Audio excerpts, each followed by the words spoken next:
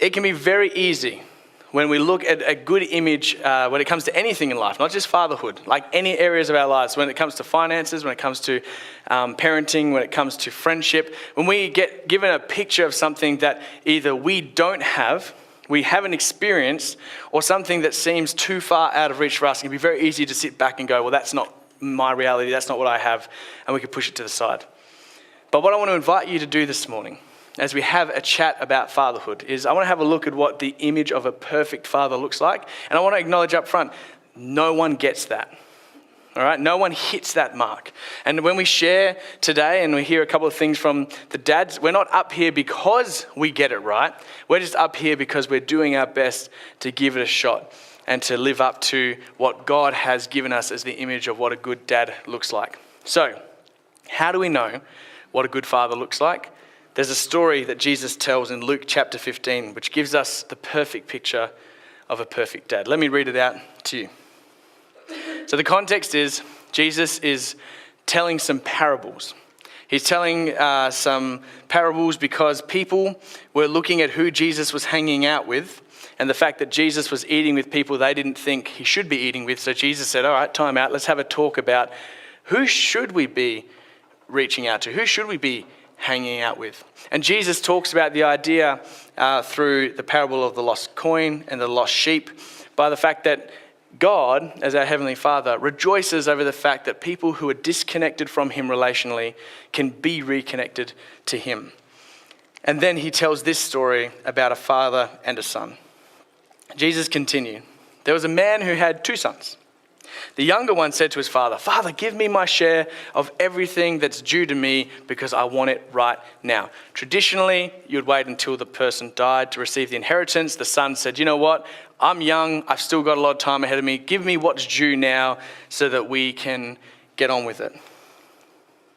So the father did that.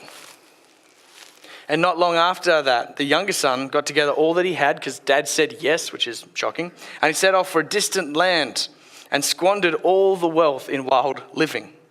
After he spent everything that there was, a severe famine hit the whole country and he began to be in need. So he went and he hired himself out to a citizen of that country. And that citizen sent him to the fields to feed the pigs, which was very humiliating at that time. And for him, who pigs are...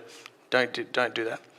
He longed to fill his stomach with the pods that the pigs were eating, but no one gave him anything. When he came to his senses, he had a realization, and he said, how many of my father's servants and hired people have food to spare, and I'm here in another country starving? So I will set out, I will go back to my father, and I will say to him, Father, I've sinned against heaven and against you. I'm no longer worthy to be called your son. Make me like one of your hired men. So he got up and he went to his father. While he was still a long way off, his father saw him and was filled with compassion for him. He ran to his son, threw his arms around him and kissed him. The son said to him, Father, I've sinned against you and against heaven, and I'm no longer worthy to be called your son. But the father said to his servants, quick, bring the best robe and put it on him. Put a ring on his finger and sandals on his feet. Bring the fattened calf and kill it, and let's have a feast and celebrate. For this son of mine who is dead is alive again. He who was lost is found. And so they began to celebrate. Meanwhile, the older son was in the field. When he came near to the house, he heard the music and the dancing, and he said to one of the servants, What's going on? They replied, Your brother's come back. Your father has killed the fattened calf because he has come back safe and sound. The older brother became angry at this, and he refused to go in. So his father went out to him. And he pleaded with him, come be a part of the celebration. But the younger brother answered, Look, all these years I've been slaving for you. I've never disobeyed your orders, and you have not given me even a goat so that I can go and celebrate with my friends. But when this son of yours, doesn't even say his brother, this son of yours, but when this son of yours who has squandered your property with prostitutes comes home, you kill the fattened calf for him. My son, the father said, You are always with me and everything I have is yours. But we have to celebrate and be glad because this brother of yours was dead and is alive again, was lost and now is found. And that's the perfect picture of what a dad is like. A son came to his father and said, "I wish you were dead. Give me the money now so I can live it up." The father didn't fight him. The father probably said this is not a good idea, but he cared more about the relationship, and he actually gave the son what he wanted, which is crazy. Most of us would go, "Nah, you're not getting anything until then." And some people might go so far as to go, "And now you're not getting anything at all." But this father gave him what he asked for. Then when the son was away, the father kept watch for his son. His son went through tough times and returned home. The father wasn't sitting down going about his business. The father was looking out for his son. And then when his son came close, the son pleaded with him and said, "I'm not even worthy to be your son anymore. Just if I can just be your servant. If you would have me back in that capacity, then it will be well." And what did the father do? Ignored him. Didn't even listen to it. He just said, "Give him the sandals, give him the ring, give him the robe.